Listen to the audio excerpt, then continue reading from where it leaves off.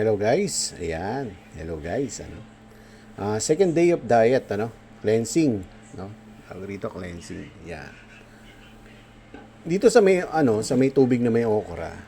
Ang gagawin ko kasi rito, bali 3 beses sa isang araw ko iinumin to, no? Iyan, bali morning, tanghali, tapos gabi, no? Dagdagan na lang natin, dagdagan mo na lang. Kung meron ka mas malaki pa rito, pwede naman yon, no? Basta 3 beses sa isang araw, makainom ka ng ganito, yung tubig na may okra, no? Pangalawa, ito yung magiging tanghalian ko, hapunan, no? Ang nakalagay dito ay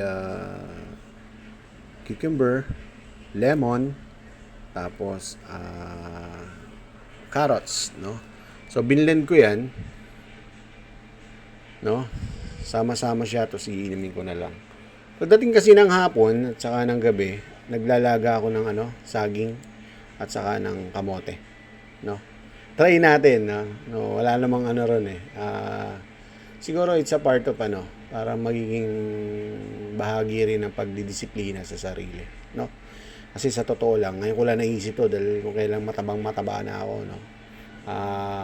Tingnan natin kung gaano ka laki na mababawas sa aking timbang, no? Kaya tara, samahan niyo ako dun sa mga matataba diyan, sa mga gusto mag-cleansing, no? Wala namang masama dito sa ating gagawin, kundi it's nakakatulong pa po ito, no, sa ating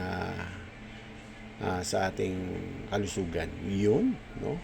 So try natin, sama kayo sa akin at simulan na natin. Okay?